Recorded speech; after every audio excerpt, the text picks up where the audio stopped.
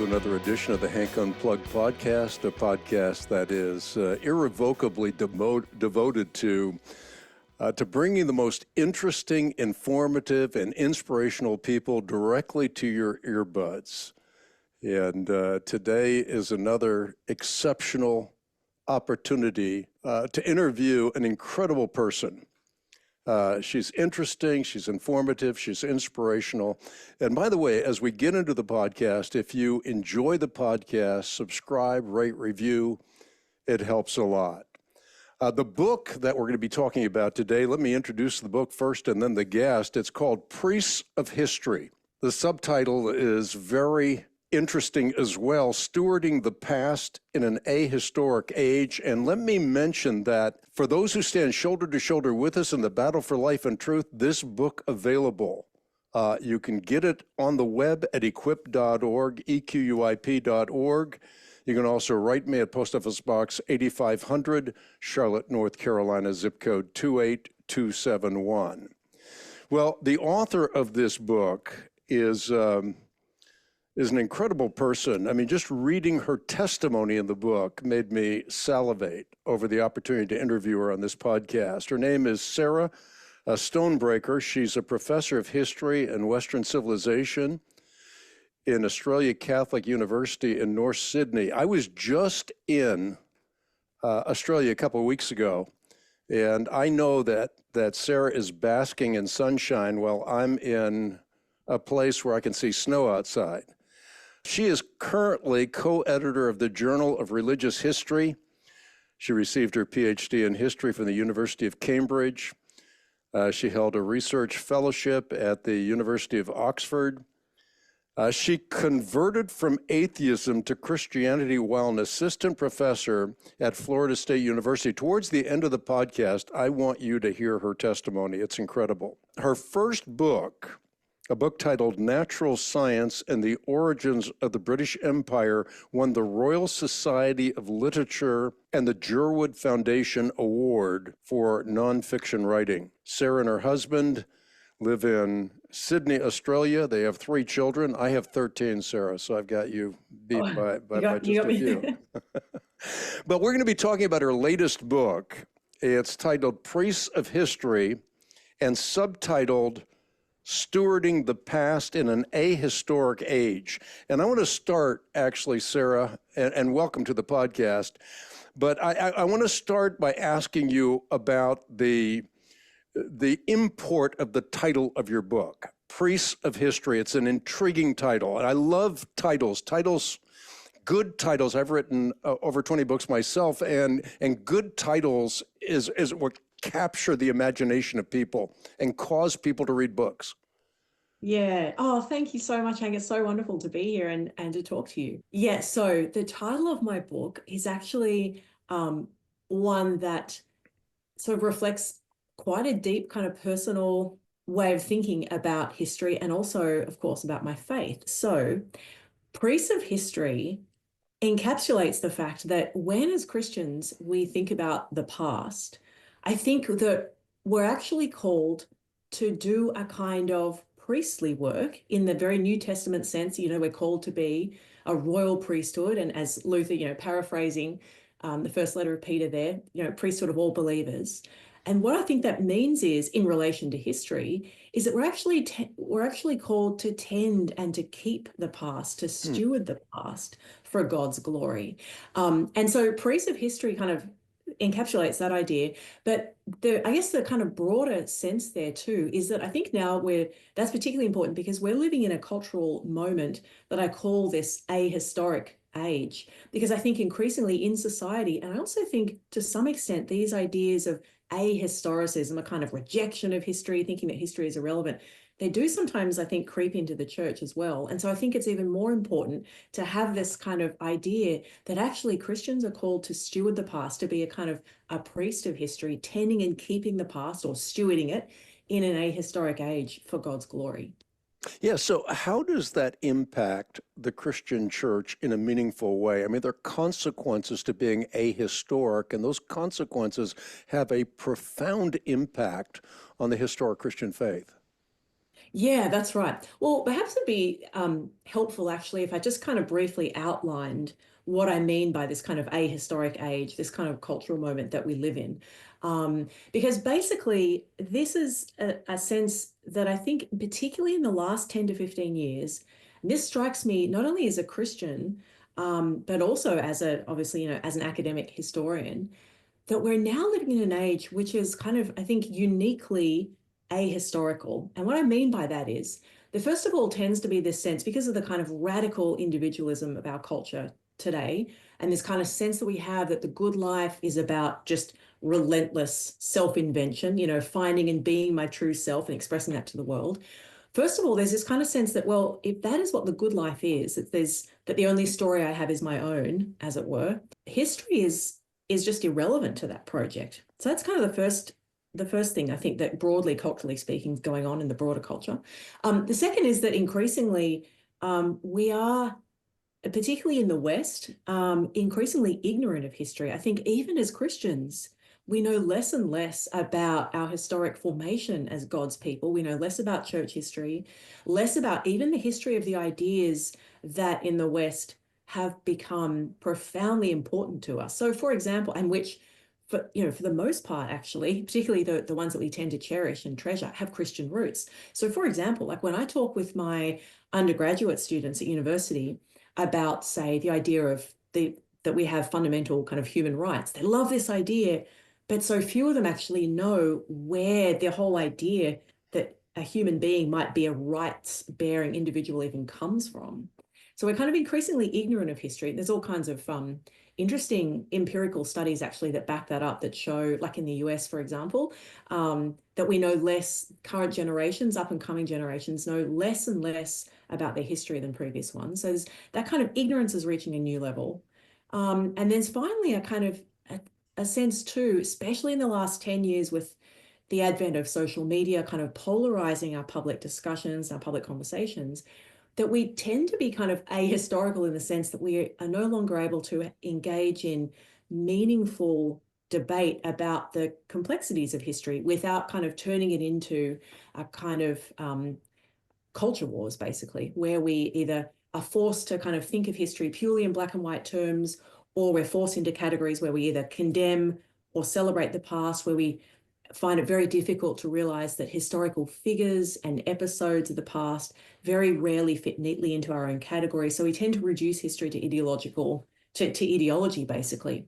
And I think for those, if you think about those three characteristics, irrelevance and ignorance and ideology, then there's a way of kind of realizing the kind of cultural moment that we're living in, and therefore thinking about the importance of, okay, as Christians, what are we called to do in terms of history? What does God tell us in the Bible about how he acts in history and how Christians are supposed to think about their history? What does that mean for us today, living in this ahistorical culture? How do we live as Christians? And then how do we think about telling the gospel to a non-Christian world, which I think is so ahistorical and yet deeply yearning for rootedness, yearning for a larger story?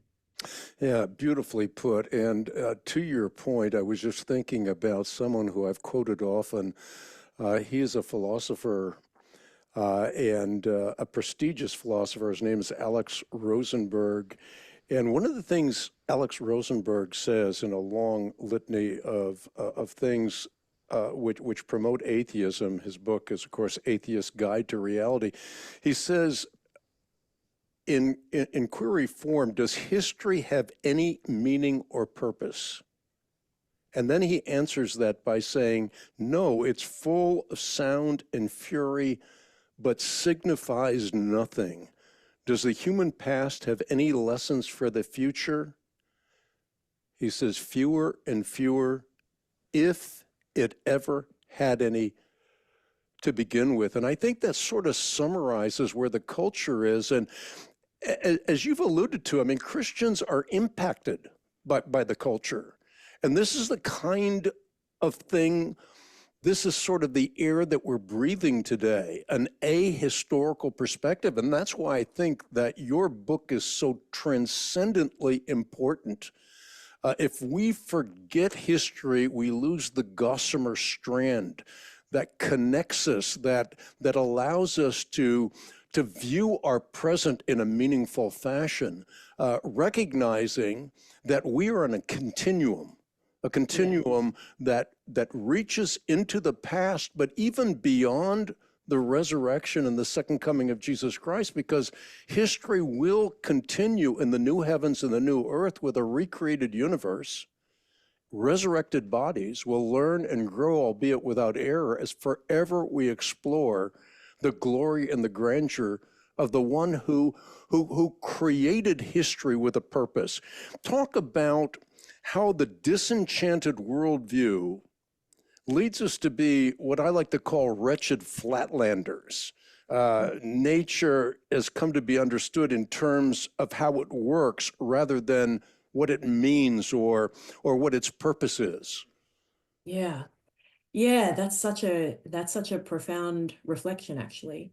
So, well, look, basically, it's probably really useful to think about this as a long-term kind of historical change. The really interesting thing is that in the early modern world, when the term Christendom actually is a historical and correct kind of word to think about the community of Christians, it was, and the philosopher Charles Taylor puts this really well, it was almost impossible not to believe in God in the year 1500, in the sense that the entire way that people approached their understanding of human life and the universe, the natural world, and so forth, was through the lens of God's ordering and purposes for the rest of creation.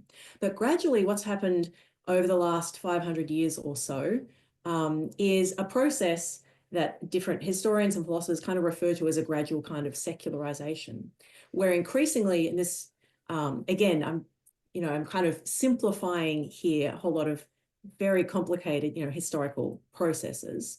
But with the advent of modernity and what's called the Enlightenment project, there's a kind of sense in which human beings think that they can, and they attempt to, understand themselves and the universe, the natural world, and so forth, without any reference to God.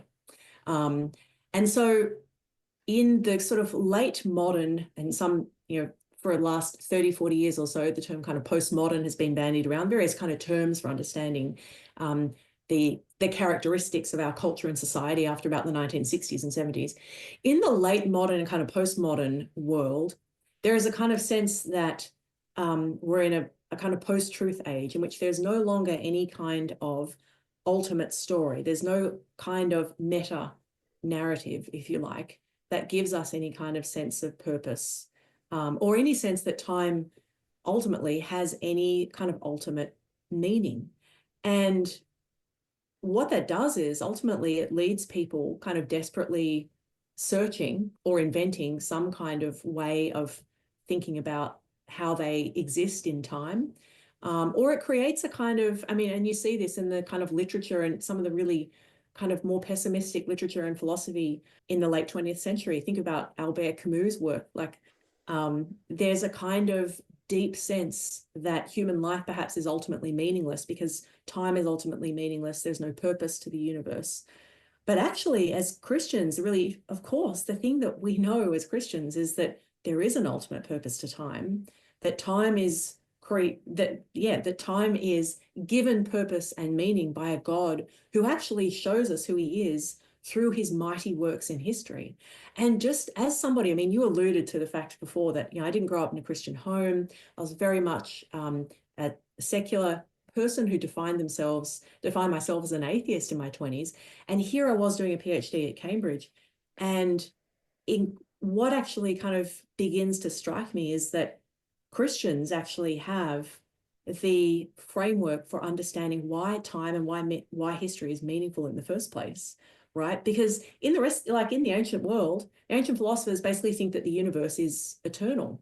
But it's actually when Christianity arrives on the scene and when we have the Christians interpreting and revealing that actually the promised Messiah that is given to the Jews in the Old Testament is in fact Jesus Christ, and when you have Augustine writing The City of God, in which he gives us this kind of very clear articulation of the idea that no, history is like the history has meaning and purpose, that we have a framework for human beings understanding the kind of overarching kind of sweep of human history. And that's what gives life meaning and purpose. So it's little wonder, of course, that, you know, when you began by quoting Alex Rosenberg a few minutes ago, that there is this kind of sense of nihilism, of purposelessness, because yeah, without a God who renders time meaningful, what kind of meaning or purpose to human life is there?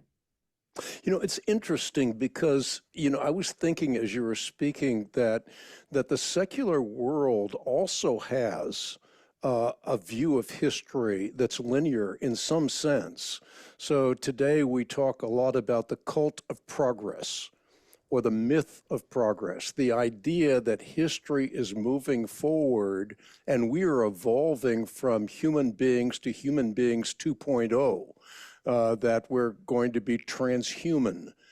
So we're becoming the gods of our own biology. We're becoming the gods of our own gender. We're now saying how things are going to transcend our normal limitations, and we're going to go into a golden age, what Donald Trump calls the golden age. So there is, I'm not criticizing any politician in saying this, but I'm simply saying there is a sense of progress in the secular worldview too. It's a distorted sense. It's a sense without God, but it is a sense of progress. It's not as though the only thing that matters is today, because today we're moving on to becoming evolved human beings. Yeah. Yeah, that's such a fascinating observation, actually, because, well, not least because actually the whole idea of progress in the first place is actually a kind of, use the word distortion, I would even, you know, use the word perversion as well. There's a kind of secular perversion here of what actually enters the into the intellectual tradition of the West as a way of thinking about the advent of God's kingdom. Like it's actually only with the advent of Christianity and the hope and the not like the sure hope that we have that Christ will come again and remake the heavens and the earth, that we have any sense that history is going to ultimately end up anywhere.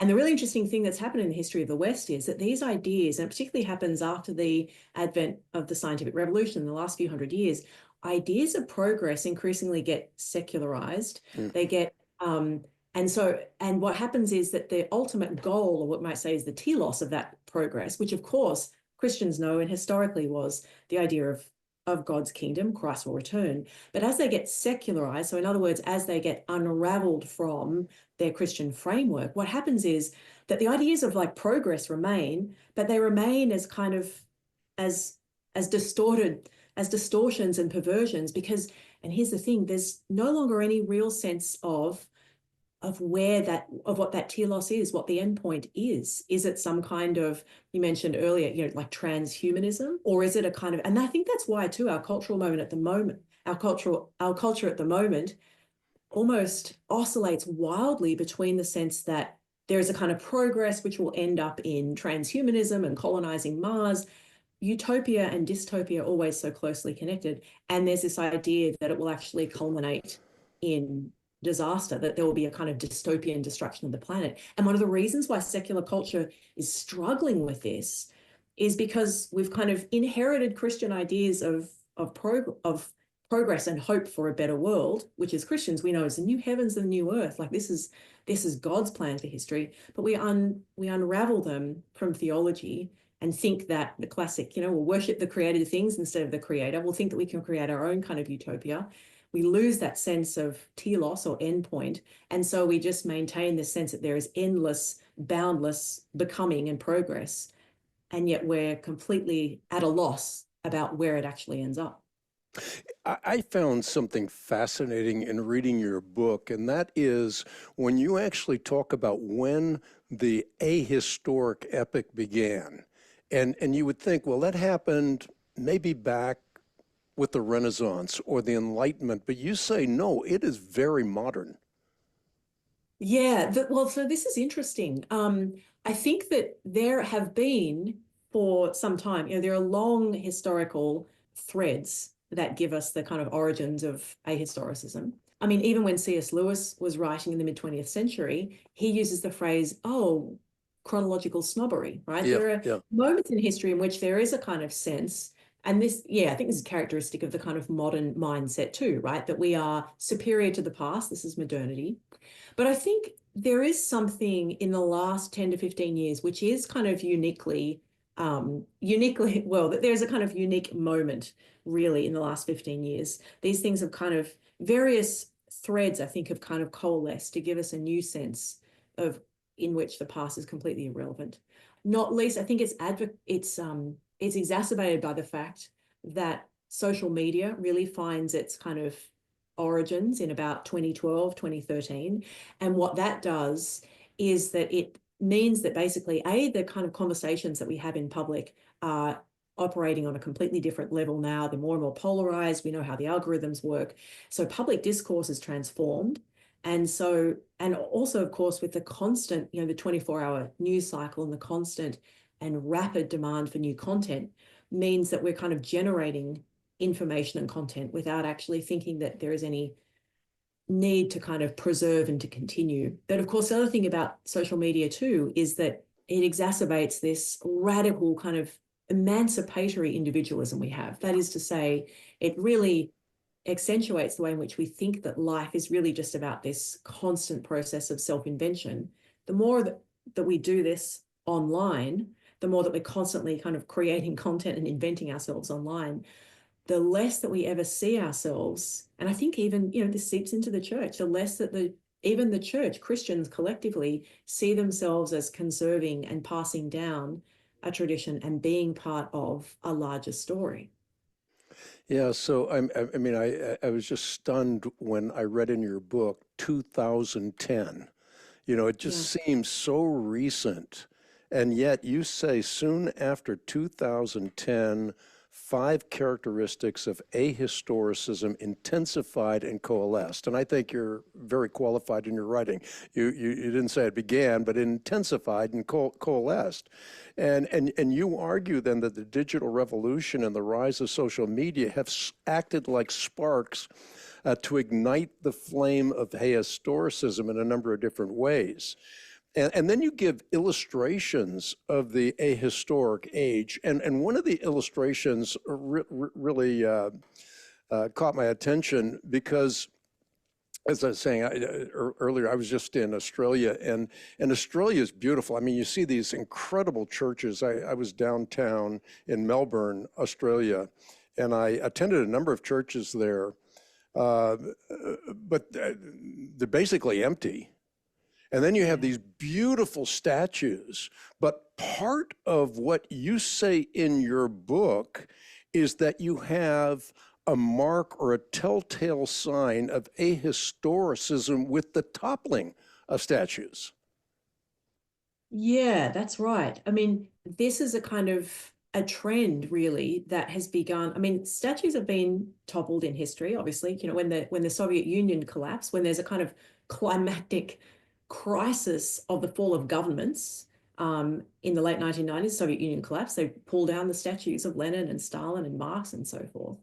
But what's happening now is that there's a kind of a sense in which the toppling of and vandalism of statues is a kind of a constant display of how we think about history in everyday life. I mean, this happened again. We just celebrated our National Day, Australia Day, a month ago in January. And again, there's a kind of constant sense that, vandalizing statues is the political move that people make to symbolize where they stand in current politics. And that's an interesting thing when the approach to the past is just simply to kind of attempt to kind of cancel a historical figure or to reveal them as nothing but somebody who supported racism or genocide or whatever it is. When historically, the interesting thing is too, like in Australian history, we've actually known for generations about various historical, like the ways in which Indigenous people were treated by the British for generations. And yet something happens in like the last 5 years in which now statues are being toppled. And this is not something that had actually really happened before. So there's a sense that kind of mobilization and that kind of sense that there's no collective story that Australians will share about their past, which will enable them to have any kind of public or shared representation of the past without it being vandalized or attacked, there's no real kind of sense that we can do that anymore. And when you're ahistorical, I love that word, ahistorical. When you're ahistorical, you don't have a sense of nuance. You look at the past as either black or white. You don't see things in their complexities. Yeah, that's right. Yeah, I think that's one of the features of kind of the way in which we reduce history to ideology today. I mean, one of again, like a really interesting example of this from Australia is that one of our most important Indigenous leaders, Aboriginal leaders from the early 20th century, his name is William Cooper, and he's a Christian.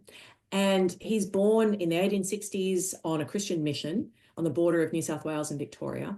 And what his major kind of act of leadership is during the early 20th century, when Indigenous people didn't have the same civil and political rights as white Australians, Cooper, informed by not only the Western political tradition, but by his Christian faith, engages in an act which is entirely consistent with the way that, and Americans, I think, know this even better than Australians, consistent with the political tradition, which is the right to petition the government for redress of grievances, right? This is in the Magna Carta. And so here's Cooper putting himself in that tradition. So he creates a petition and he goes around and collects thousands of signatures or markings on the petition ultimately actually to petition the king, takes it to the federal government in Australia first in order to do this.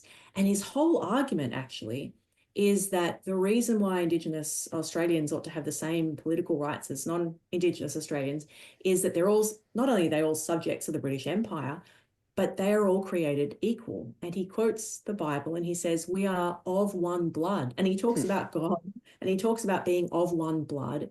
And so again and again, this petition and the rest of his work, which is founded on his Christian belief that Indigenous Australians are created in God's image, their lives are inherently worthy and as valuable as any non-Indigenous Australian's life, framed by the Christian tradition. And yet the way that Cooper's kind of presented in, for example, the National Museum of Australia, is that the Christian part of this story is kind of written out, which is really interesting. So on the website of the museum and in the museum itself, there's like no, at least on the website, there is no mention, which I footnote in the book, so you can go and check it out. But there's no reference to his faith. There's no reference to the fact that the entire reason he could even make this argument in the first place is that he relies upon a biblical principle, which is that we are of one blood, as it were.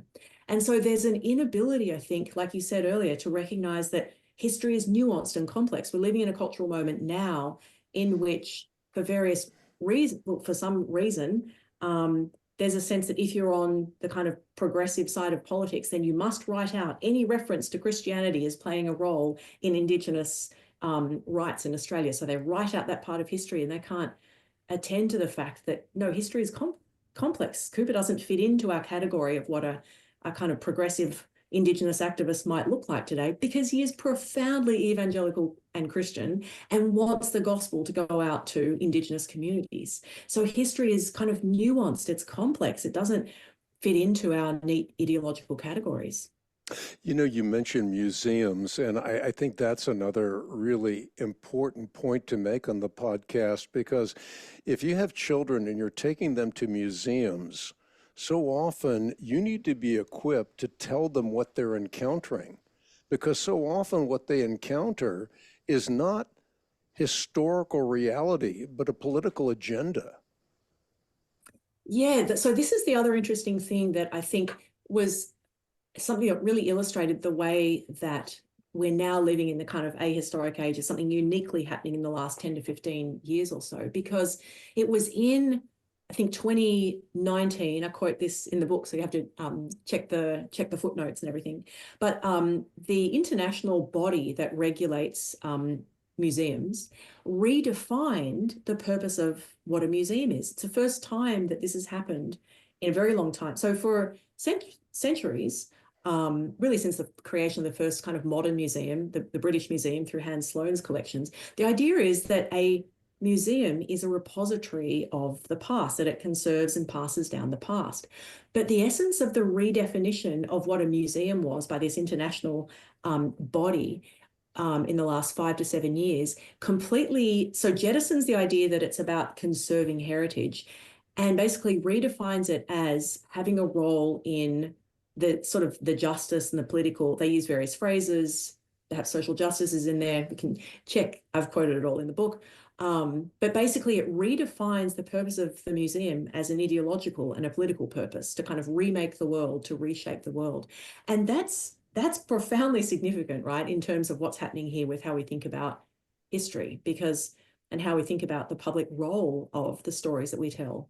Because for a very long time, this is about conserving and passing down a tradition. And yet suddenly in the last 10 to 15 years, there's this sense that, oh no, instead of conserving and passing down, we actually think about these things purely in terms of the purpose of reshaping the world, remaking the world. There's a reference actually, I think, to the ecology of the planet in the purpose of the museum now. There is a political role in the way that there wasn't historically.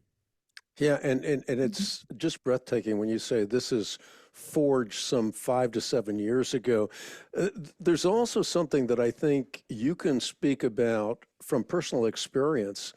And as a professor of history, there's a steep decline in history majors all over the world.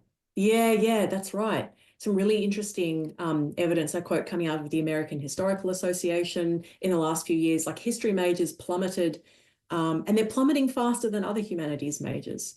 History, I also give some kind of evidence from my own experience in Australia, is again, at my prior institution, my prior university, history majors basically kind of halved in the 10 years that I was there. So there's a kind of, there's a sense in which we're no longer thinking that history is really one of the basic kind of ways of equipping citizens for public life. I mean, this is the other really interesting thing too. I think this, and actually, I think this is true, particularly in America as much, perhaps even more so actually, given the sort of fascinating Republican tradition that we don't have in the same way in Australia. But both in America and Australia, there is a sense in which education is for the kind of public equipping of citizens for public life. And history has always played a very important role in that. So if you rewind back a few generations in either of our countries, there is a kind of sense that people who are educated, who went off to a liberal arts college or a university, the assumption is that you will be reading important books, you'll read the classics, and you'll also be educated in history, because the idea is that you have to know the stories that you are part of, as it were, the sort of the collective narrative about your own people, your nation, the ideas, the institutions, where they came from, where did the common law come from, for example. You know about these institutions, and that knowledge of history is essential to being a citizen who participates in public life. But basically what's happened, probably more so actually in Australia than in America for various reasons, but now there's a kind of sense that we've almost kind of unraveled the idea that A, we educate to form the character of citizens, and B, that history should have a kind of role in that. Yeah, you talk about 5 characteristics of a historic age, and the first of which, as I recall, has to do with a failure to recognize nuance, which we already talked about. But could you give us sort of an overview of those 5 characteristics? Maybe I should go through them with you, but the past is merely a source of shame and oppression from which we must free ourselves. And again, as I mentioned, we in this discussion already talked about the failure to recognize nuance. But it also involves a hyper-individualist and consumer mindset, as you point out in the book. Yeah, that's right. So that first characteristic, that basically the only lens through which, particularly young people, like if you talk to students going through high school and college or university, basically the kind of lens that they approach history now is through this mindset of thinking that history is all about power, about oppressors and oppressed, and that effectively these kind of collective stories, it makes you first of all, it makes you inherently ashamed of any part of your own nation's history.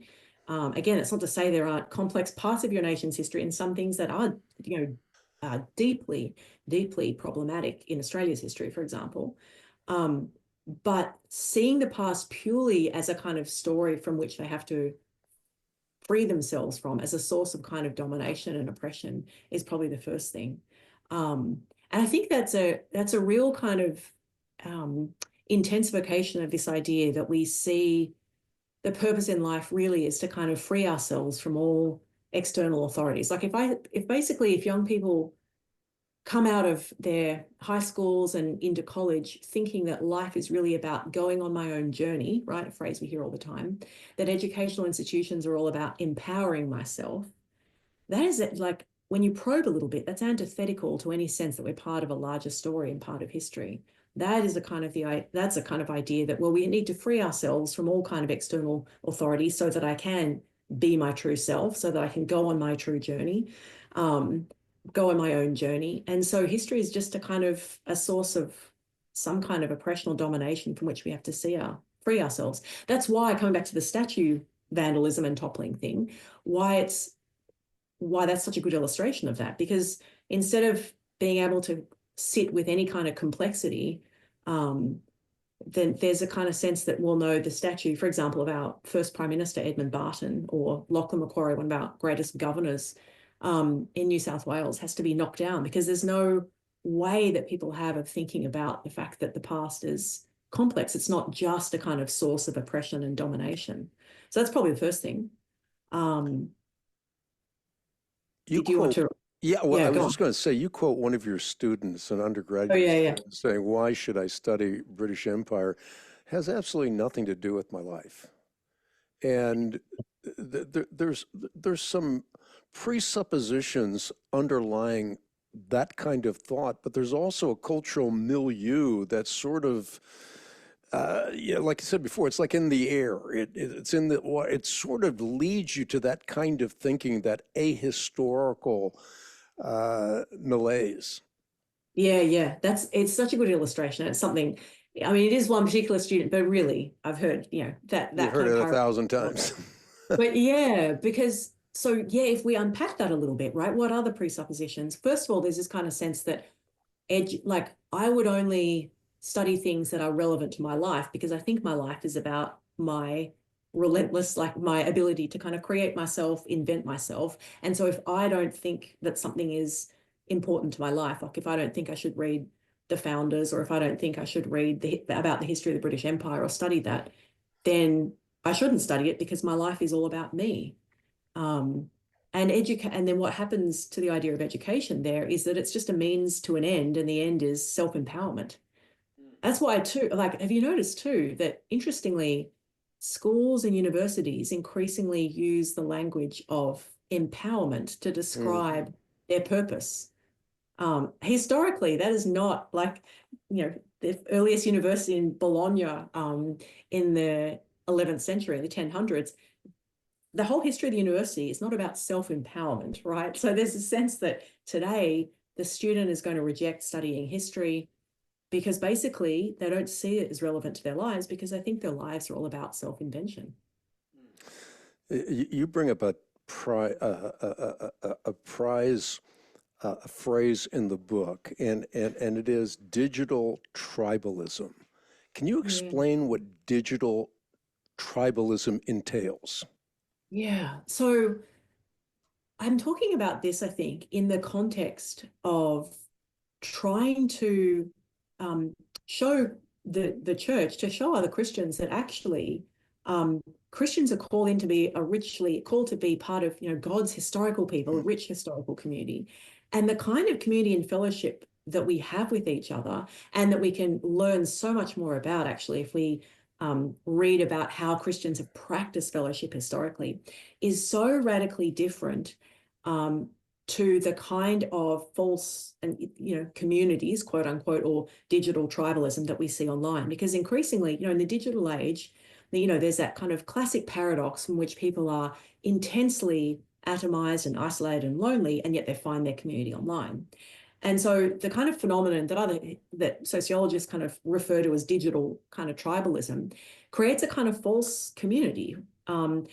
And it's not a real community for various reasons, because it's a group of people who are just united merely by the fact that they share the same beliefs or preferences or interests or whatever. But there's no real community in the sense of, and of course, the model of community and fellowship is the church. And the way that, Christ has loved us and called us to be part of his body. So there's no, in digital tribes, there are no demands on each other's lives. You don't serve each other. You don't lay your life down for each other. You don't live in deep kind of fellowship and community with each other in terms of sharing meals together, serving each other at the cost, considerable cost or anything like that. And so that, I think that's really illustrative, because there's often a sense today that the internet has kind of brought us into a kind of new age in which there are different kinds of communities. But I think historically the church we need to be part of the kind of long historical communities that the church has always kind of done so well. What does the ahistoric epoch of time look like with respect to the church? You just mentioned the church. I mean, what does that look like when the culture invades the church, or we become enculturated? We become part of the culture rather than transformers of the culture. Yeah, this is really interesting, because I do think that there's always a tendency, of course, to kind of acculturate ourselves too much, or to acculturate ourselves in such a way that's actually kind of damaging. And, I think this looks different in different parts of the church, but I do think that there are certain things today, certain kind of attitudes in the church towards the past that are really kind of problematic. And one is that, one of the biggest kind of idols and temptations that we face in, very privileged countries like the USA and Australia and in the West in the church is the kind of comfortable kind of consumer lifestyle, highly individualistic lives in which we're tempted to reduce faith to something that looks like the rest of culture, in the sense that, is it just like is it just part of the wellness phenomenon? Is Christianity a kind of self-help doctrine? Which, of course, we know biblically it's not, that this is always a kind of temptation. And so one of the ways that ahistoricism can manifest itself in that respect is that it makes us kind of blind. Like, if we don't know the way that Christians have lived historically into their faith, then we are going to be increasingly blind to the ways in which we are acculturating ourselves to things like individualism, the kind of sense that really the faith is just something, being a Christian is something that we might do on a Sunday morning, that really the church is kind of there to serve us, makes us blind to seeing like celebrity pastors, again, not a phenomenon that existed in previous generations.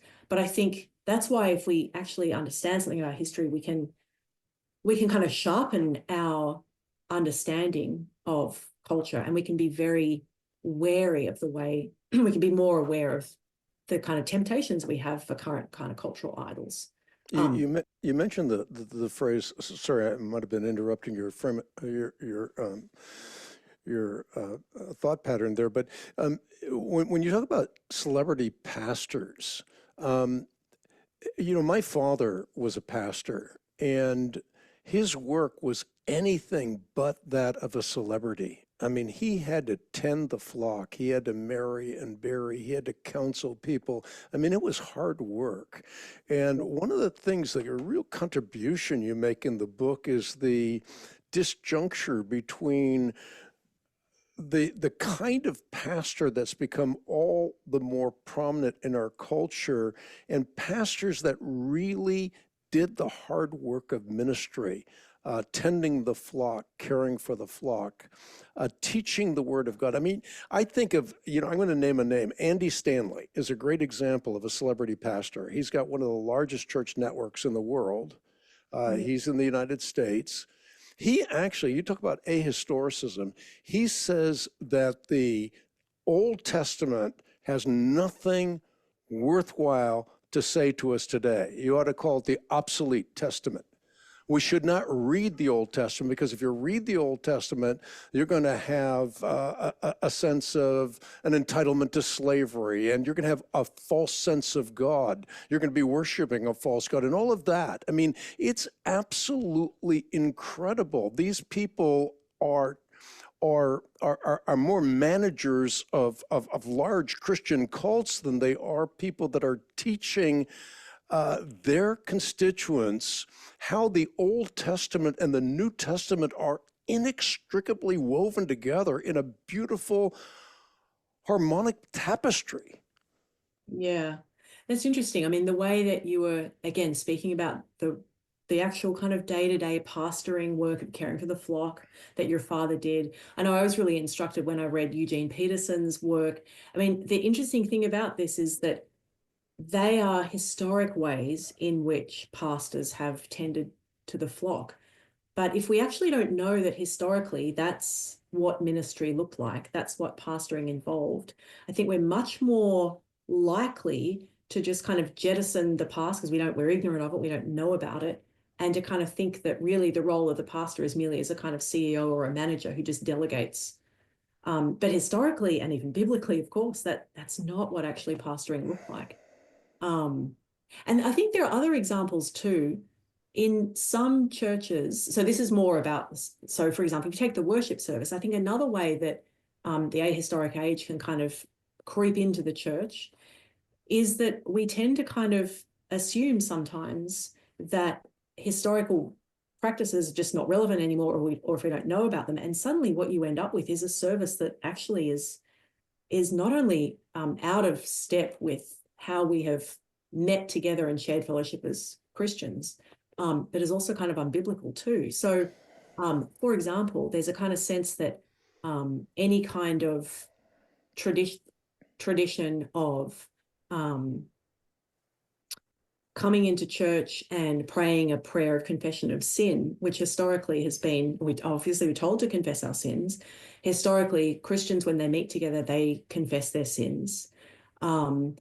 But there is a tendency to kind of make worship service about entertainment, and then you abandon these kind of practices. The practice of sharing the peace too often can be kind of abandoned, and yet we're told, share the peace. And another one that I think is pretty interesting is the kind of reverence in which historically we've celebrated the Lord's Supper. Well, if you have kind of pop music on in the background and the Lord's Supper is so denuded of its reverence and significance, and the fact that we worship a transcendent God, then you turn the Lord's Supper into entertainment. Likewise, I've been in church services that conclude with, instead of ascending, which is historically God's people, after they meet together, they are sent back out. And this looks different in different denominational traditions, but there's a sending back out into the world, which encapsulates the fact that you've been brought together as God's people, you've met and worshiped God and heard his word preached and sung praises to him and so forth. You are being sent back out into the world to serve him. But a really good illustration of ahistoricism, I think, is when a church service just ends with the service leader saying, okay, have a great week, which is really common. But the thing is, we often don't realize that. I think actually should really be shocking and jarring to us. But I think one of the reasons why sometimes we don't see that as shocking and jarring is because we're so acculturated to the ahistoric age. We're so ignorant of how Christians have met together historically that we don't even see the idols of our culture. Because unpack what's happening there when the service leader says, have a great week. Well, the idol is your week and your time is about you. You're not being sent back out into the world to serve God. You're enjoying your week because your week is about you. But historically, that's not how Christians have thought about what worship is all about. But the more that we forget what we have been doing historically, the more that we just kind of acculturate ourselves to this. Yeah, and the church has a rhythm.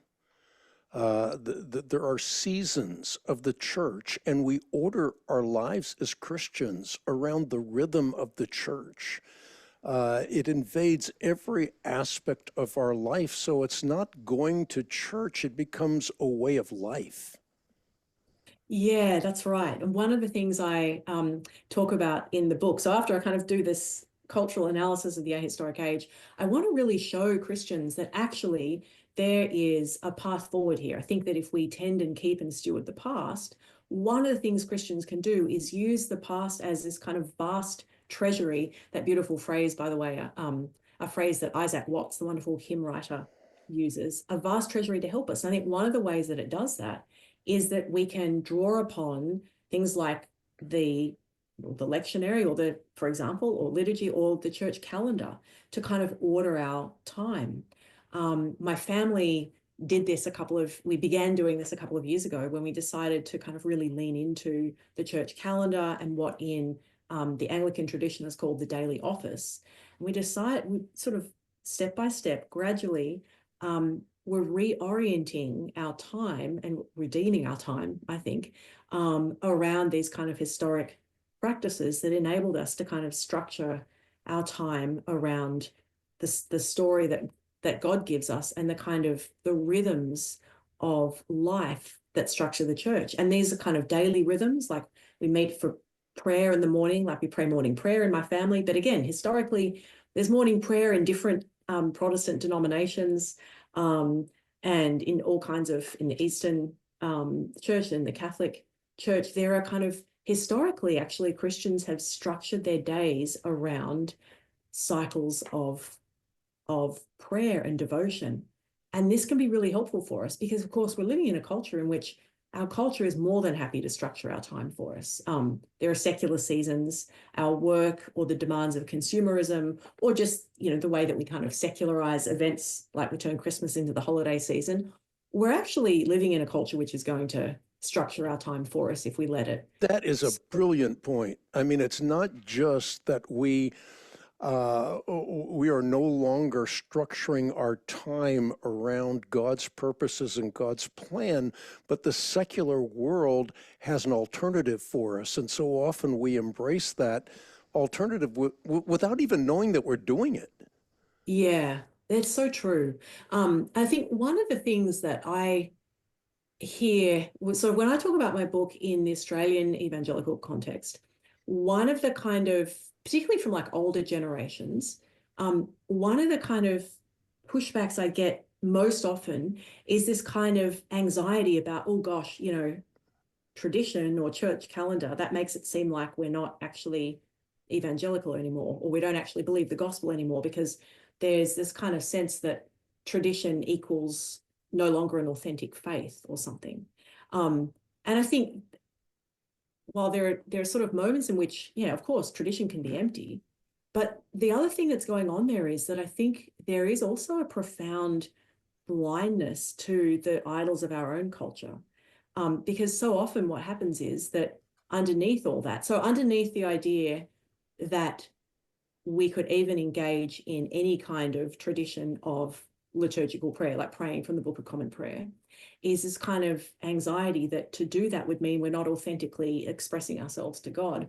And yet at the same time, the idea that prayer is just about my authentic self-expression to God, that's the idol of individualism, of authentic self-expression. Like there is a time and a place for that. But the idea that that is the primary function of prayer, that is imbibing a kind of idol of a highly individualistic culture. But we so often don't realize that. So I think, again, that's what history can do. It can actually sharpen us to enable us to understand the idols of our own culture. I was so excited as reading through your book. You quote one of my favorite quotes. I've quoted it often, but Jaroslav Pelikan, where he says, "Tradition is the living faith of the dead, but traditionalism is the dead faith of the living." And I think that is absolutely a delicious quote, because it puts tradition in the right light by contrasting it. I always say contrast is the conduit to clarity, contrasting tradition with traditionalism, the problem being the ism. Yeah, that's right. And it may be surprising in our culture, and it is actually countercultural in a very kind of hyper-individualistic age, to think that actually, tradition can actually be helpful for us. And the stories that we pass down and the ways that Christians actually through the centuries have lived their faith can be helpful for us. That's countercultural, but actually I think it's biblical, and it can be enormously helpful to us. The way that Christians have lived for centuries has actually been to think of themselves and to understand that what they're doing is consciously part of a larger story. I mean, I think one of the best examples, probably pretty pertinent to the fact that we're recording this actually just before Lent begins, but is actually Lent as a kind of, again, Lent, the kind of spiritual disciplines and practices that Christians undergo in Lent, there's not a sense, if you are a Christian, that these things are going to save you, but there is a sense that when you are part of a historic people who live their lives in a way in which God's saving history and the story that they're adopted into, right, when they're grafted into the faith, made a son of Abraham through faith, that actually kind of structures their lives. And so each year on Ash Wednesday, my family and I will go and we will go to an Ash Wednesday service, and there'll be ashes. This is a very countercultural thing in evangelical, like we are evangelicals, and this is not what most evangelicals are doing, at least in Australia. So it's something difficult to get your heads around, I think.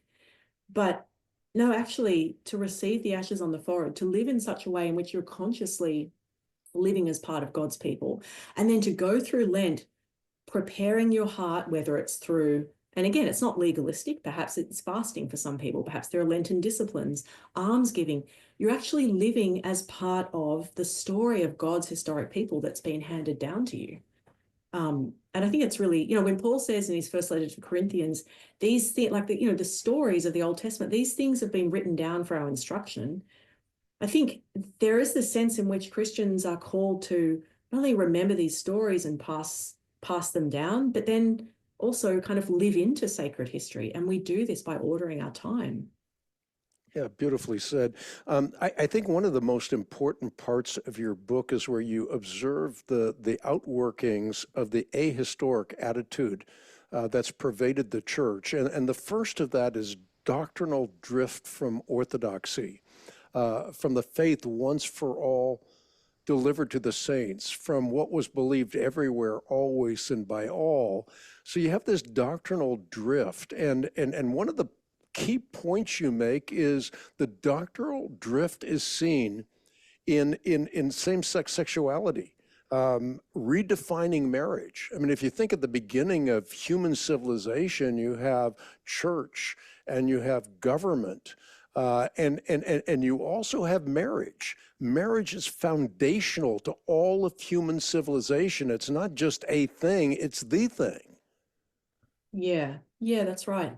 I think the interesting thing there about ahistoricism is that so doctrinal drift was one of the kind of characteristics, I think, of the ahistoric age in the church, in the sense that I think it's very revealing that and Tim Keller's kind of made this point as well, and I'm echoing him here, but no Christian denomination throughout history in the Eastern or the Western Church, Catholic, Protestant, Orthodox, has ever redefined marriage like this. And so when we're in we're in a cultural moment in which we just kind of redefine doctrine in such a way that's completely out of step with 2,000 years of Christian theology, then it's quite revealing, I think, of the extent to which we just kind of think that the past and the way that we've thought about things in the past is irrelevant.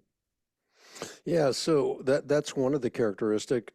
Another characteristic that you point out is individualism and comfort, an emphasis that shifts the point of reference from a costly discipleship to a therapeutic individualism. Expand on that. Yeah.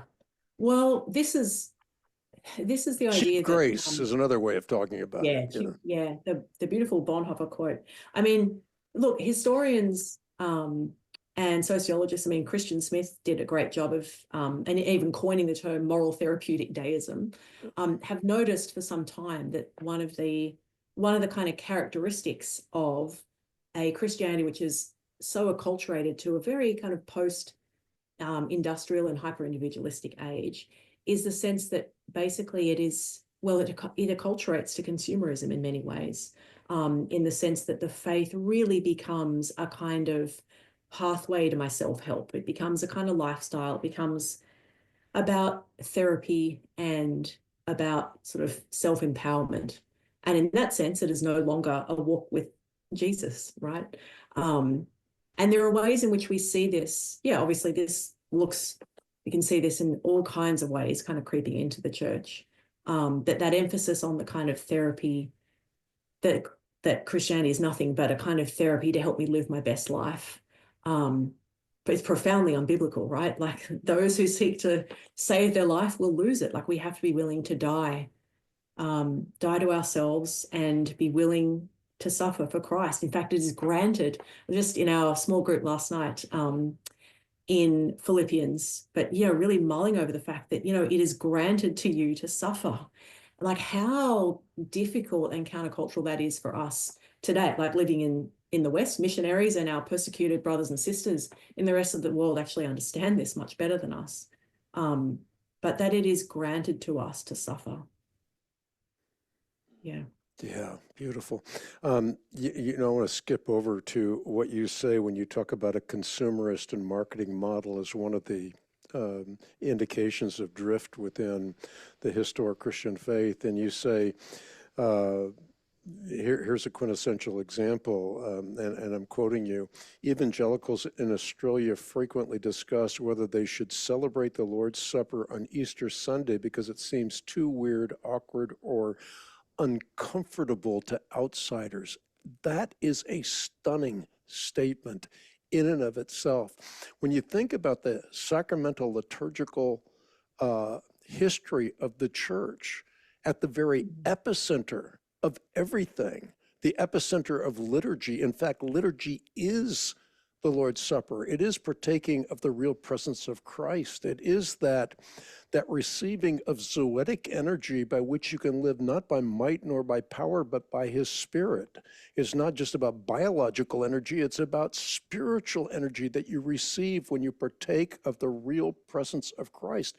It's transformative. It's transforming you from one glory to another so that you, in fact, have the wherewithal, the power, the energy, you're energized by all his energy, as St. Paul says, which so powerfully energizes me, the energy by which to transform the world. And here now we want to denude the church of the Lord's Supper because it might seem weird or awkward. And it seems also, and I want to say this, it seems very counterintuitive in a lot of ways because right now I'm in a church, we don't have enough space for the people. The people are flooding in, but it's a sacramental liturgical church.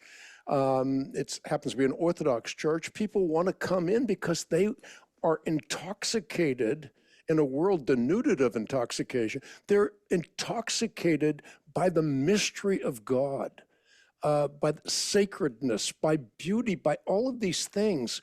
It's captivating them. So there's a sense in which the churches that are recognizing that the Lord's Supper is not just a remembrance, but has efficacious meaning in our life, attracts people today.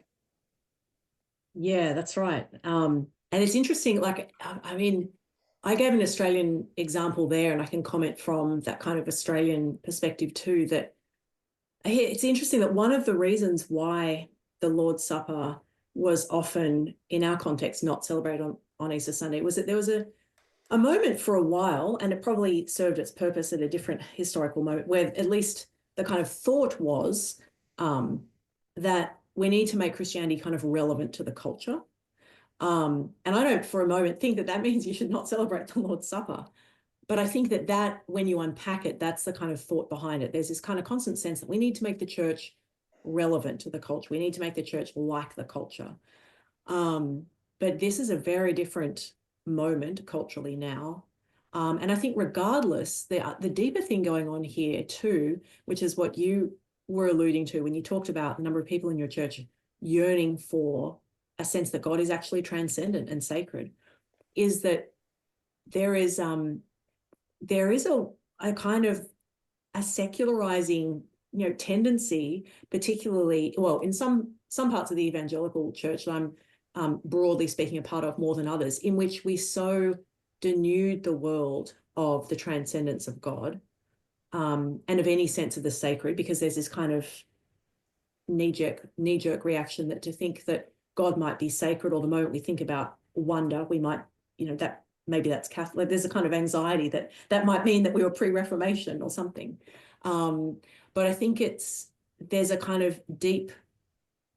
deep problem that some branches of evangelicals have with trying to grapple with actually engaging with a transcendent and holy God. And it's interesting too that a kind of, theologically, like in Australia, there's kind of sense that nothing happens at the Lord's Supper isn't even in keeping with, so that's a Zwinglian kind of theology. It's just memorialism, if that. And yet even with... See, I can tell you're a professor of history because many people wouldn't know what you just said. Okay, so we should explain that. That is absolutely true. Yeah, okay, so sorry, what I'm saying there for a moment is, what I was noticing happening is that even in evangelical churches that are in the Anglican tradition in Australia, like part of the Anglican tradition, there's actually a departure even from Anglican theology about the Lord's Supper. And that's a very clear statement you can make, because in the 39 Articles, which are the written guide, canon, if you like, for Anglican, not in the biblical sense of canon, but canon in terms of authority for what Anglicans believe, the 39 Articles, there is a very careful insistence that they don't believe that the Lord's Supper is just remembrance, that it is completely devoid of any kind of spiritual presence. I mean, even Calvin, who many evangelical Anglicans love, even Calvin is not saying that nothing spiritually happens in the Lord's Supper. And yet it seems to me that the practice, like functional reality of what happens in many Anglican church, at least in Australia, is that they just think that the Lord's Supper is nothing but memorialism, which imports a kind of, and what I mean by memorialism is the idea that, well, we're just kind of doing this as a symbol, nothing spiritual happens. And that imports, so when I referred to Zwingli, a Reformation kind of thinker, that's a kind of broadly Zwinglian approach. But my point is, that's not even in keeping with historically, or even what Anglicans believe at the present. So it's really interesting that what's even happening here is that there is such a kind of secularization in evangelical churches, that we have so taken out even a kind of sense that anything spiritual happens in the Lord's Supper. And that is not even what Anglicans have believed historically. It's not even what most evangelicals believed historically. It's not even what Calvin believed historically. So isn't it fascinating that we have now basically acculturated ourselves to a kind of almost a materialistic sense that, well, where is God's presence then? Where is, what actually happens? It's not even in keeping with our own tradition. It's interesting. When you're talking about Zwingli, I was immediately thinking about a historical event, and I sort of characterize it for you off the top of my head. But I think it was 1529, there was a debate between Zwingli and Luther at the Marburg Castle in Germany.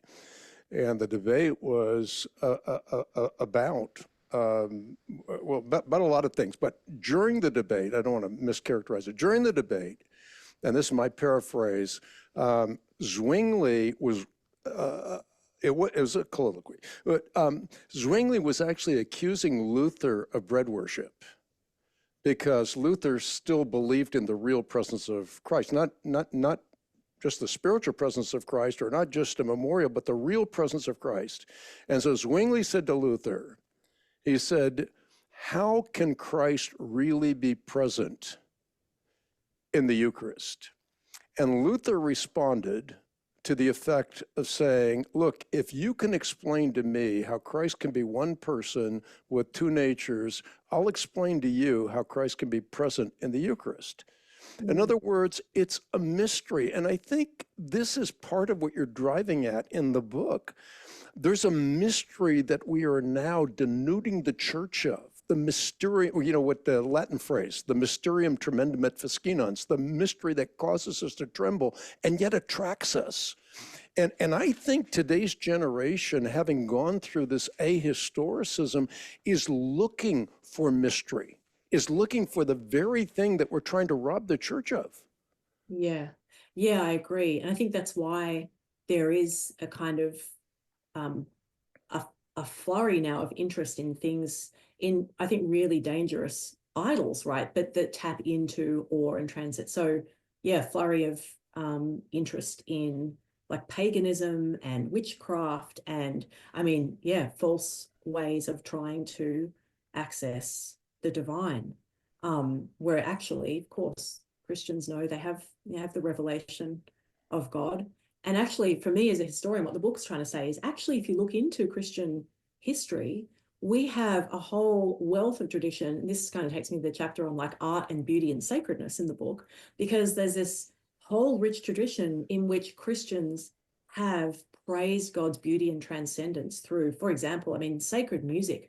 I often say, when I'm speaking at events or, speaking to my students, gosh, if you haven't like listened to some Gregorian chants, listen to the whole early music, like sacred music tradition. This is music, or even like, listen, I talk about J.S. Bach in the book and the fact that, we have Bach's Bible and he annotates his Bible and he talks about the way that his music is for the glory, Soli Deo Gloria, like for the glory of God alone. There is a whole tradition of using art and beauty. I mean, the poetry of George Herbert is another example I talk about and quote in the book. There are ways, I mean, God created human beings with the ability to create, with the ability to appreciate beauty, which comes from him, and therefore like the ability to create in such a way that we can actually praise something of God's transcendence through the music and the poetry and the art that we create. And we've been doing that historically. So let's, in the current cultural moment that we're in, let's actually turn back to that and see how that can actually help us today to revive and strengthen our faith and our ability to appreciate that God is the author of beauty and the transcendence for which we long. Yeah, absolutely. Um, uh, uh, Another thing that you might want to emphasize for our listeners is the fact that church is an embodied experience, that you can't really do church via Zoom. Yeah.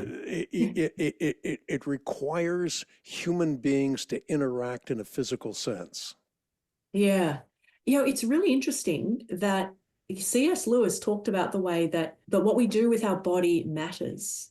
And I think historically, one of the things that we've often kind of thrown away in in the ahistoric age, perhaps even a little bit before that too, is a kind of sense that the historic ways in which we've embodied the faith in worship in other ways and in other times have been something that we no longer do anymore. But actually, like kneeling in prayer, for example, is something that can be incredibly helpful. Like to go and actually kneel for the Lord's Supper and to put your hands out and to receive the Lord's Supper, to put yourself in a posture in which you are embodying the fact that you are an unworthy sinner, like to bow your head in prayer. The things that we do with our body actually count. But I think, again, we're so living in an age in which we separate the mind or the spiritual from the body, and we think that bodies, we have various funny ways, I think, of thinking about the body and what we should do about it, that we often kind of reject the sense that actually that church is an embodied experience. But it actually is, and it always has been, and that can be extremely helpful for us. And there's nothing like kneeling in prayer for a while to realize how much, like how fragile your body is and how dependent you are on God. I mean, again, like the tradition of fasting, for various reasons, read the church fathers writing about fasting. There are Christians and theologians for centuries writing about fasting, but the depriving of the body of food and the kind of sense that this is a way of trying to embody your own dependence on and like need for the gospel, and yet you're desperate, kind of the ways in which you so dearly crave that food. These things can be enormously helpful. Yeah, and one thing you talk about in that same context is night vigils. I mean, for Oh yeah, a yeah. lot of people talking about night vigils, they have no clue what we're talking about whatsoever. And quite frankly, for most of my Christian life, I didn't either. And I actually came upon night vigils by osmosis, or maybe not by osmosis, but I mean, I have a hard time sleeping. So I used to, just struggle laying in bed, and then now what I do, if I can't sleep, I just get up and I pray. And I don't pray extemporaneously. I mean, I use a prayer book, actually. Yeah, I wow. do one of the prayers I use is a small compline.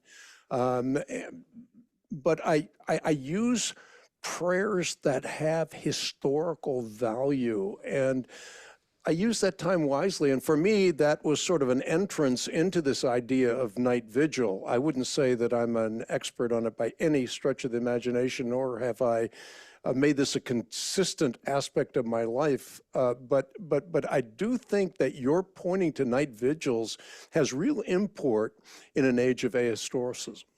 Yeah, thank you. Gosh, it's fascinating that has been really helpful to you. And it's just, when you're doing that, it's really interesting too that you use a form of Compline.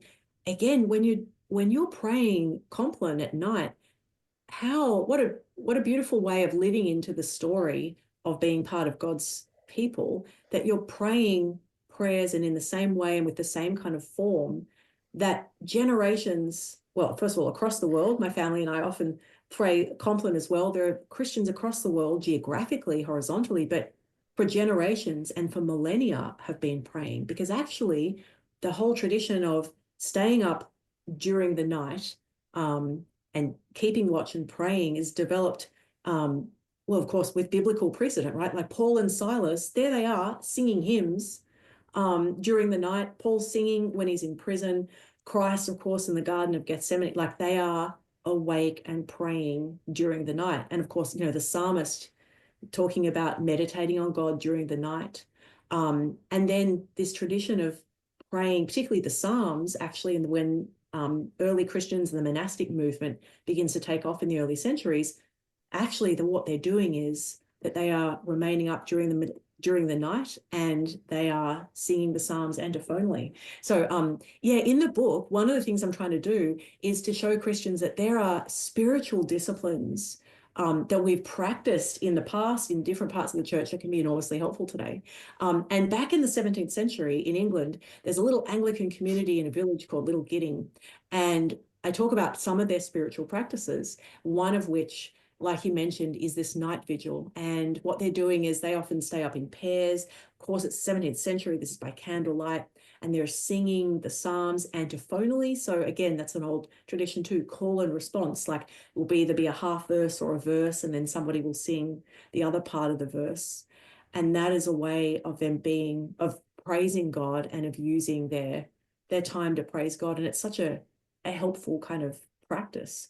But another one, and this one often actually is so surprising to Christians to learn, because even in the 17th century, the phrase Protestant meditation is used, and there's a whole history that actually goes back far longer than the 17th century of Christian meditation, which again, it's probably a good illustration of our ahistoricism, that today, if we hear the term meditation, we tend to think, oh, that's something invented by Eastern spirituality. That's not even Christian.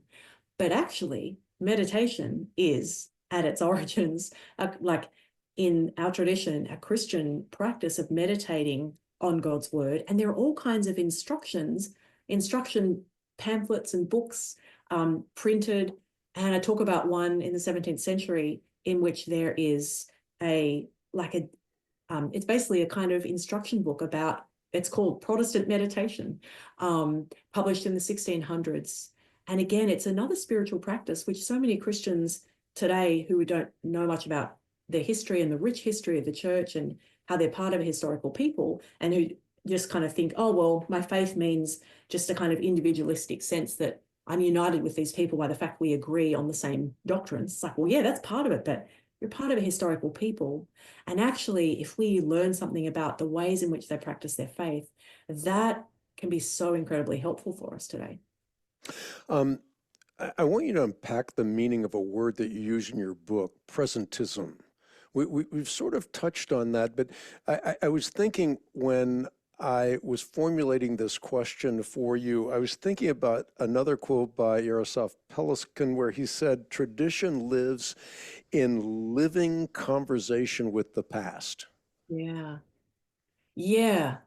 There is a sense too that throughout, one of the wonderful things actually about the Christian tradition is that there is an ongoing conversation, not just with the Bible, but actually with Christian authors and theologians.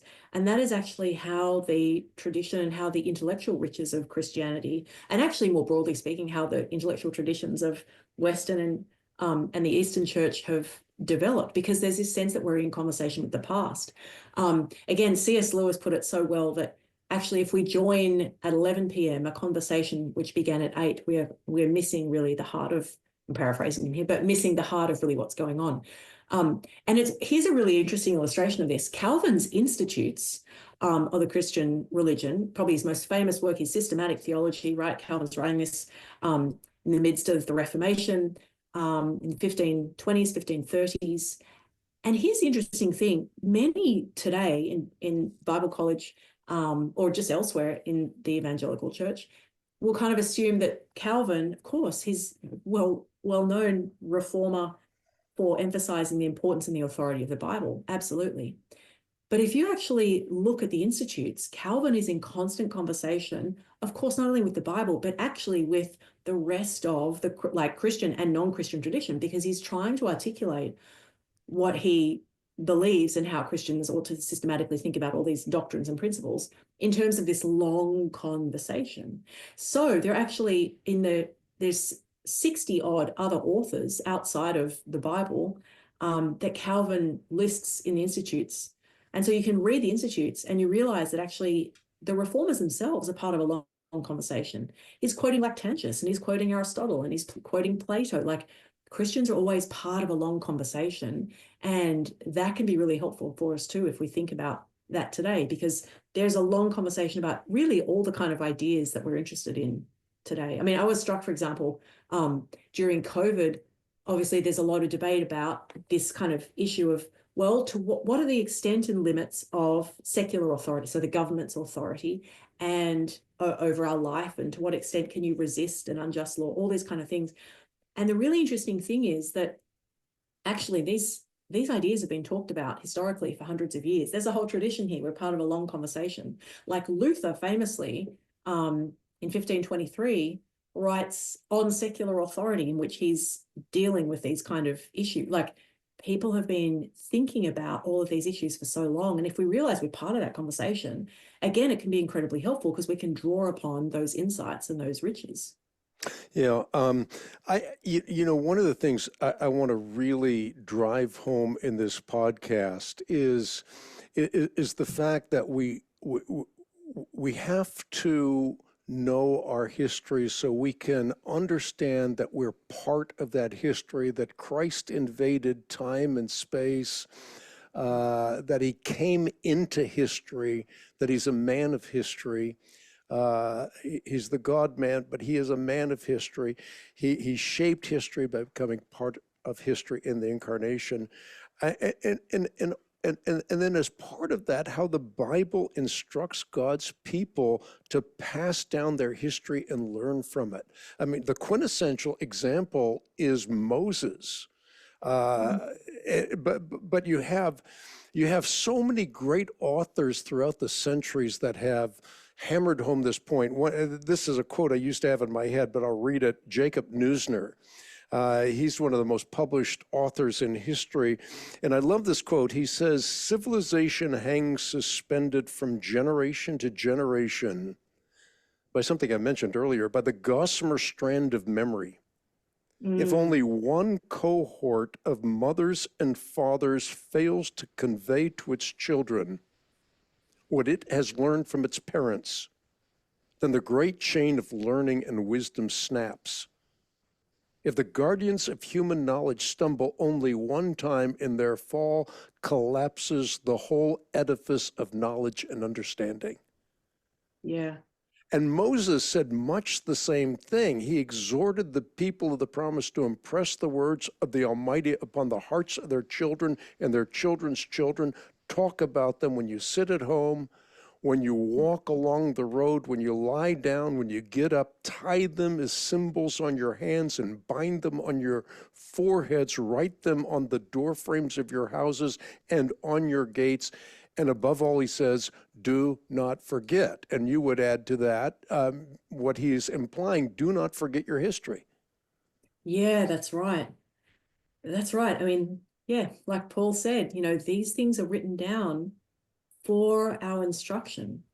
And I think the major kind of temptation today that we often don't even realize is so powerful is to think of faith and think of being a Christian in a contemporary culture as just a kind of set of doctrinal positions that I happen to agree upon, but I basically kind of live my life. I'm united with the rest of the church kind of geographically, but really there's no sense that I'm actually part of a historical people.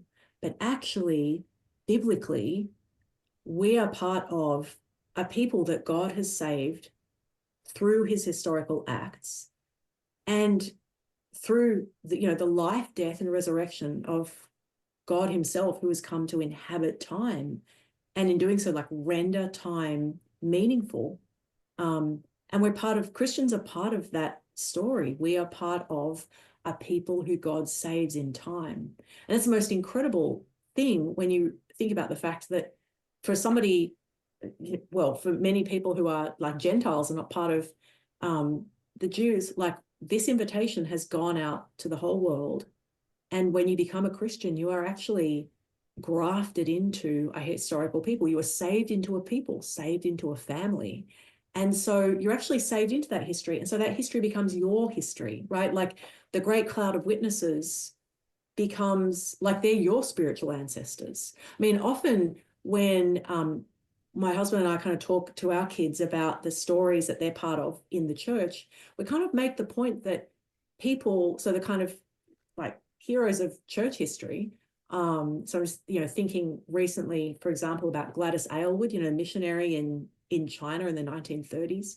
There are all kinds of, Christians historically whose stories we read and we pass down. It's actually really helpful to remember and to live in such a way that you realize, oh no, this is your story.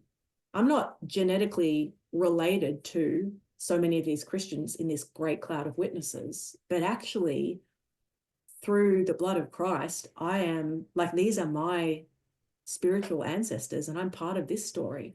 And so those stories that we are called to kind of pass down, they become your history. And I think that's such a powerful and a beautiful way of presenting the gospel in an age in which so many people are rootless and disconnected and lonely, whose personal histories, either they don't know their family history, like life and time are perhaps, deeply fraught. And it's what Christians can actually do is to say, not only are you are loved and forgiven by the Lord, when you become a Christian, you are also, of course, part of his people, and you are given an identity and an inheritance which is actually historical. It's an incredible thing. I mean, even just as a historian, thinking about the fact that the claims of Christianity at heart rest upon, from a historical point of view, like the actual historical claims of, did Jesus live and die, and was he raised from the dead? What happened with the empty tomb?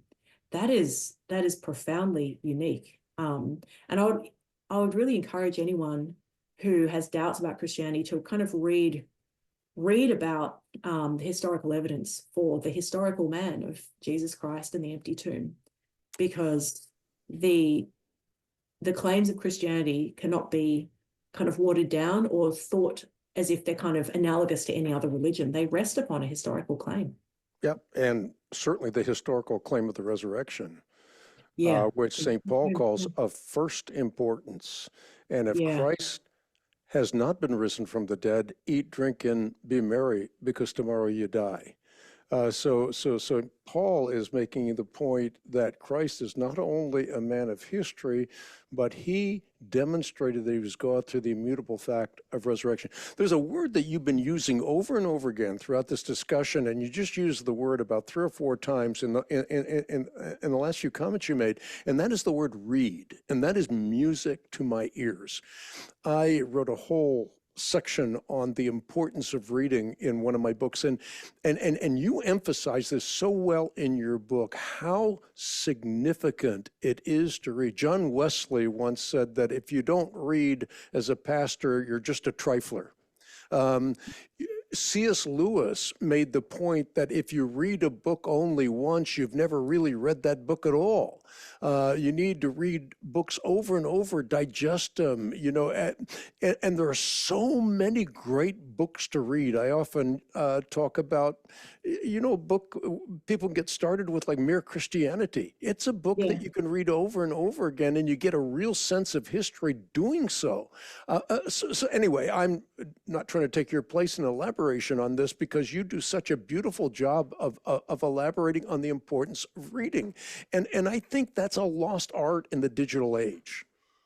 Yeah, I agree. And yeah, increasingly there are concerns that we're kind of losing our literacy. AI has all kinds of terrible, I think, implications for our ability to kind of think and to write, and our willingness to read. If we can just, like, why would we, well, there are many reasons for this, but kind of one way of thinking, unfortunately, at the moment is, why would I go and do all the research and kind of read all of these books when I could ask ChatGPT a question? But there is something that happens to us when we read, with the renewal of our mind, with using our minds as God intended us to. And there is just such a wealth of books to be read. No matter how old you get, you're never going to read all the books that need to be read. So, yeah. Yeah, and you tell the story of studying for your doctorate at Cambridge, how you were an atheist at the time, how you immersed yourself at that particular junction in your life with the study of the 17th century chemist Robert Boyle.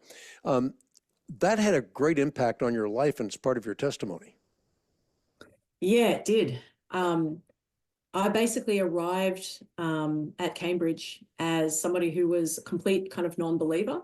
And one of the first things that happened to me was sort of having to encounter the fact that the 17th century natural philosophers, so that's a kind of term that was used at the time. These are people, like you mentioned, like Robert Boyle, John Locke, in many ways, a natural philosopher and a political theorist. Like, the people I was studying for my PhD were deep believers in the Christian faith.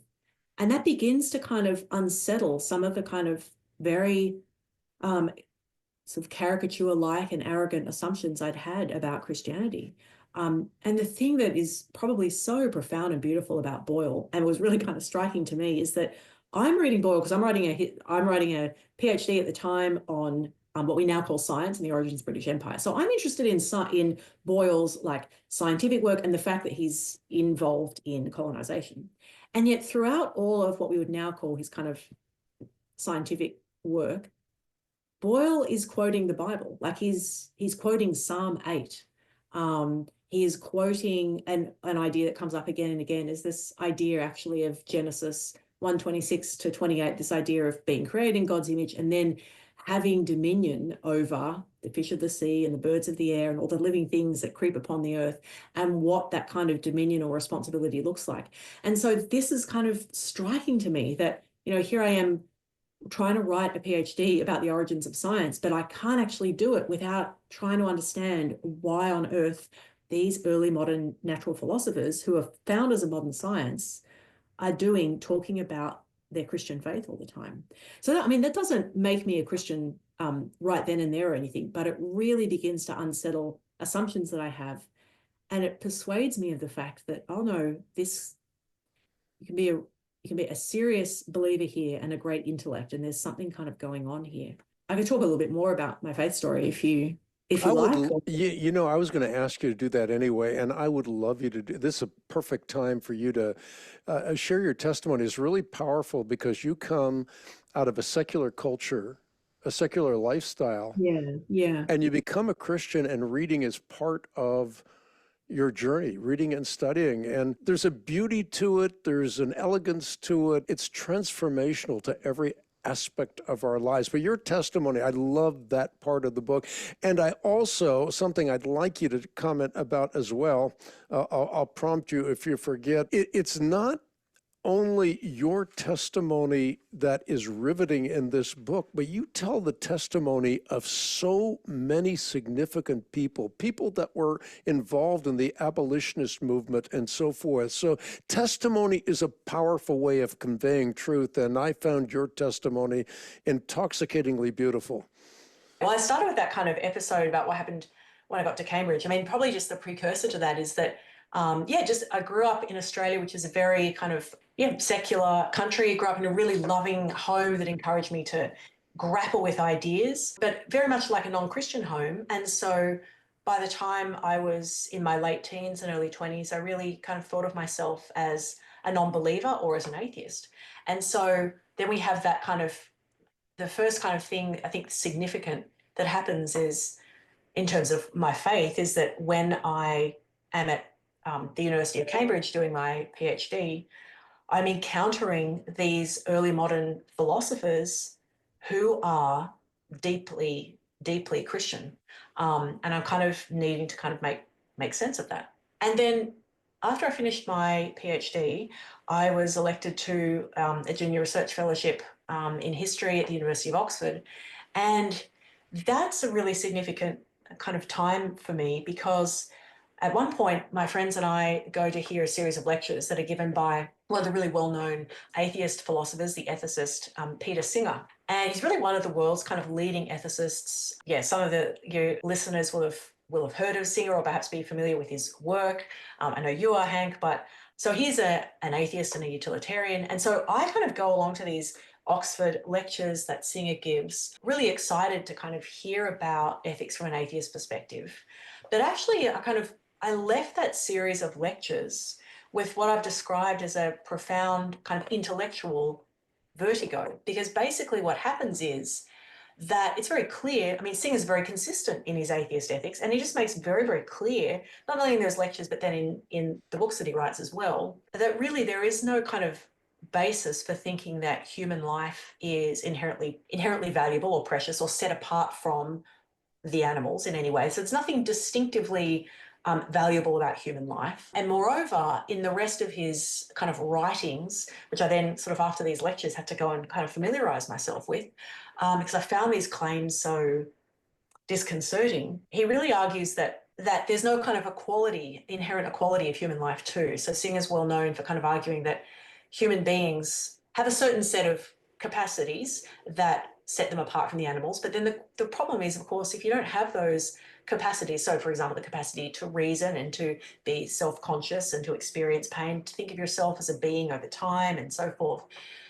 But the problem is that if you don't have those capacities, so if you are severely disabled, a newborn infant with severe disabilities and no potential, therefore, to inherit those or to develop those capacities, then for Singer, your life is not nearly as worthy. I mean, to put it kind of in really stark terms, but the terms that Singer uses, like he argues for euthanasia he uses the term after birth abortion, like things that are really, that completely took the carpet from underneath me, as it were, gave me this kind of sense of intellectual vertigo. And the reason why I say that is that I guess the interesting thing is that even though I'd grown up in a non-Christian home, I basically, through osmosis, imbibed a set of Christian ethics, a set of Christian moral presuppositions about human life and human value. And what I realised after Singer's lectures, gradually, and reading Singer's work, is that atheism actually doesn't sustain any of those deep ethical convictions about the value and the equality of human life. And so that kind of put me in an interesting kind of intellectual place as well. And then around the same time, so by this time I'm in my mid-20s at Oxford, and there's kind of more, so there's kind of intellectual things and then kind of personal things going on as well, in the sense that I'd kind of been living, well, in many ways, I kind of say this in the book when I open up sort of with a part of my testimony, I've been kind of living a kind of ahistorical life in a sense, in that I basically thought that life was about my own kind of self-invention, didn't really think that there was any greater story that I was part of. But then there's a sense in which even when things are going enormously well for you, and they were, like here I was at Oxford, I'd achieved this kind of childhood dreams I'd had as a young person in Australia, dreaming of going to Oxford and Cambridge, and I'd won scholarships and I'd done really well, and all these things seemed to be delivering. And yet there was this kind of sense that they were never enough. Like there was this kind of sense of spiritual like emptiness, because I kind of knew that no matter how much I achieved, there was always a kind of sense that there was another rung on the ladder, as it were. And so I guess both personally and intellectually, I kind of found myself in my mid-20s in this place of just questioning, well, what is it that I live for? You know, and even as a historian now, kind of looking back, which I did a lot of reflecting to write Priests of History, I think I kind of realized too that, you know, like the closest thing that probably that I had to any kind of idol that I'd given my life to, right, before I knew Jesus, is this kind of sense that I was a historian, like that's always what I was called to be.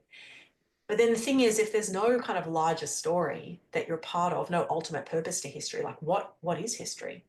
And one of the reasons why I use the term priest of history in the title of my book is that Robert Boyle, who's now kind of like intellectually speaking, almost like an old friend spiritually and intellectually. But it strikes me that, you know, Boyle as a Christian had this sense of why his calling in life as a natural philosopher was something that he was called to do to glorify God. And it's why he uses the phrase a priest of nature for natural philosophers. And as a historian, part of what inspired priests of history is the idea that I actually think that there's a reason that historians are actually, we all actually, priesthood of all believers, are called to steward the past and to think of our responsibility towards God as stewarding the past. I ended up as an assistant professor at Florida State University, and a friend of mine there gave me C.S. Lewis's Mere Christianity. And that was probably the first time that I'd read a book that was actually about Christianity. Before that, you know, there was a moment actually in Oxford where I found myself in the library over Christmas, and I, for the first time, was willing to kind of pick up a book of sermons and kind of read a book of sermons. And they made me kind of realize that this whole Christianity thing that I'd kind of dismissed, to be honest, in my arrogance, was far more intellectually robust and far more beautiful than I'd ever thought about. And actually, interestingly enough, one of the sermons that I read, quoted Psalm 39, where it talks about being fashioned together, knit together in the womb. So there was this alternative story really about who we are, you know, created by God and therefore given meaning in life by him. I found that really striking. Again, it didn't make me a Christian. Here I am, you know, about a year later reading Mere Christianity in Tallahassee. And then one morning I just kind of decided to rock up to church, kind of went by myself, rocked up to a church in Tallahassee. And I think the other thing that was happening there when I walked into church for the first time is that there was clearly... This is the first time that you're in a church? Not ever in my whole life, sorry. Okay. It's really the first time that I had gone into a church kind of earnestly with an open mind, as it were, like really seeking God. Yeah, searching. And I think the other thing that happens there is that they're celebrating the Lord's Supper that morning. Now, I'd never been baptized or christened, as it were, as a child. And so I didn't take part in the Lord's Supper. But it was clear that there was something transcendent, something sacred. And the liturgy, like the hymn by Ralph Vaughan Williams, who I was familiar with, like musically, and of course the words of you know, Christ's body broken for us and his blood poured out for the forgiveness of sins. Like there was a sense in which Christians were part of a people and a story, and that actually there was something which was sacred. Because this is the other thing as an atheist, like I was the kind of atheist that was really like the philosophical term we kind of use for this is that I was metaphysically speaking a materialist. So what that meant was I didn't think, because why would you? Like if the only things that exist are matter in motion, like why would you think that there's anything outside of stuff, right? Of matter in motion. But what happens in church in the liturgy of the Lord's Supper is that it's clear to me that no, actually, the sort of sacredness and transcendence of God that I'd always kind of been yearning for was in some real sense on display for me. Like I was given a glimpse into a God who was transcendent and yet became human. And that was profoundly beautiful. At the same time, like I was reading T.S. Eliot's 4 quartets, which, you know, Eliot has his own conversion story. And it's so profoundly moving, this kind of idea that God would become human and offer us like forgiveness for our sins and reconciliation with him. And so I became a Christian like started attending church, went to the catechism classes, and then, was baptized when I was 28. And I think even, now kind of reflecting on that, there's a kind of sense that the story God tells us in the Bible about who God is and who we are as human beings, that he is a God who has created the world, which is good, but we rejected him. Like, as a historian, I see that in history. That's profoundly true in history, right? Like, you look at the history of human societies and civilizations, there is at once a kind of a yearning for the good society, an attempt to build it, but at the same time, a kind of rejection of God and a kind of fundamental brokenness of sin in the world. And that seemed to so the Bible story about who God is, that revelation made sense, not only of world history, and the human condition, but also it made sense of my own soul and my own yearning for forgiveness and reconciliation with God. What an impact you are having, not only as a professor, but as a mother, as a Christian leader in many ways. I love what you say in your book, towards the end of the book, that Christianity is not only true, but it's also good and beautiful. And I think that's profound in so many different ways. I mean, I attend a church. It's not just four bare walls and a sermon, but you're enveloped in the architecture of the church, which is pointing towards the New Jerusalem, coming down out of heaven, prepared as a bride, beautifully adorned for a husband, and an iconostasis that sees Christ on one side as coming in incarnation, the first advent, and then Christ in his second advent. And then you see the cross in between, how we're called to participate in the daily Advent, and part of that through the liturgical sacramental life of the church. But the beauty of the church, the beauty of architecture, but the beauty of the Word of God, the richness of people who have invested themselves in the Word of God. And you tell so many powerful stories in this book. And I was thinking as I was reading those stories that is your secret sauce. I was going to ask you, is it really realistic to get people to read again in a digital age? In an age of computers and smartphones and all of that. But I think what you're doing is you're sort of intoxicating people with the stories of these people throughout history that made incredible impact. And a lot of them had absolutely nothing, and yet they transformed their world and vicariously ours. Yeah, that's right. And there are so many stories. It's just that we often don't know about them. And yet, increasingly, there are books out there which are starting to retell these stories and to make history much more accessible for people. And that can be really, really helpful, actually. Like, one of the practices that we try to do quite a lot at home is like reading aloud at mealtimes. And so, actually reading books that aren't just the Bible, because trying to read them in such a way that we're like consciously with our kids or with whoever else is having dinner with us, bringing them, like making them know that this particular part of history is actually part of their story too. Yeah, just your book is fantastic, and you're talking about in your book about reading the Bible at the dinner table and praying at the dinner table, and the kind of practices you're involved in with your own children. I grew up in a Reformed context, and my parents, one of the things I remember most about my experience growing up, my parents never sat down for a meal without reading the Bible and praying. So Wow. even though I turned away from the faith because of I just couldn't handle the whole idea of hard determinism, but so for a while I turned away from the faith. But that practice of reading the Bible and praying at the dinner table is something that really motivated me later on in my life to memorize the Word of God, to meditate on the Word of God, to mine the Word of God for all its substantial wealth.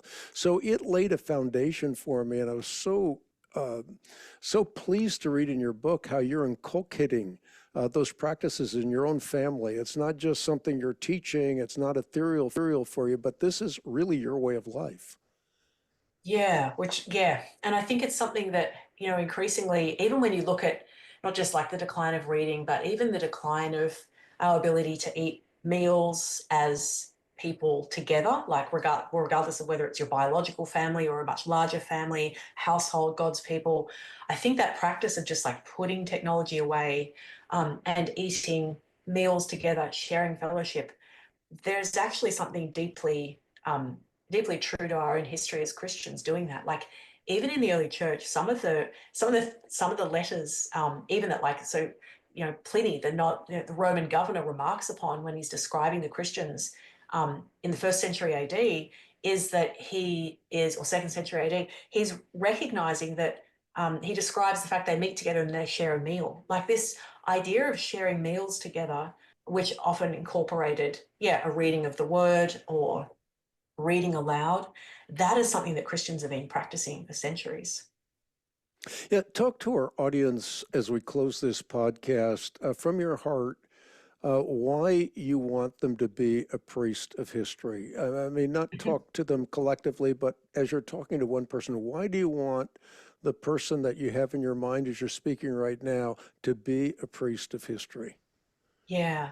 Well, gosh, if you're somebody who is a follower of the Lord Jesus, then you are adopted into God's historical people, and you're part of that people's story in history, and you have that rich history available to you as a resource to help you as you follow the Lord in your faith.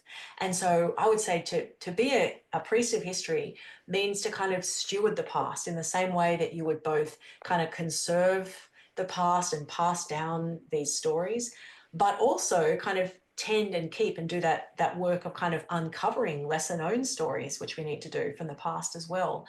And that kind of work, I think, can be so incredibly helpful for us as we seek to follow the Lord. I think it's helpful spiritually and intellectually, but I think it also helps us live as a people today, because we are not just individuals in the faith, we are part of God's people, the church. And so when we're united in the church and we can draw upon that vast treasury, as Isaac Watts put it so beautifully, I think we can just be so much better equipped to serve God in the world. Beautifully said, Dr. Sarah Irving-Stonebraker. This is an incredible book, Priest of History. Actually, my son brought it to me. My eldest son brought it to me. He said, "Dad, you got to read this book," and I thoroughly enjoyed reading it. Thank you for writing it. And I want to say to everybody listening in, again, this book is available for those of you who stand shoulder to shoulder with us in the battle for life and truth. You can get it on the web at equip.org, equip.org, or write me at Post Office Box 8500, Charlotte, North Carolina, zip code 28271. Dr. Sarah, you are amazing. You're an amazing writer, an amazing person, an amazing mother. I'm just so impressed by your testimony and your brilliant admonition to all of us to be priests of history. Oh, thank you so much for having me, Hank. It was great conversation. Well, it's a sincere pleasure. Thank you so much. And for everybody listening in, thank you for tuning in to this edition of the Hank Unplugged podcast. Look forward to seeing you next time with more of the podcast. So long for now.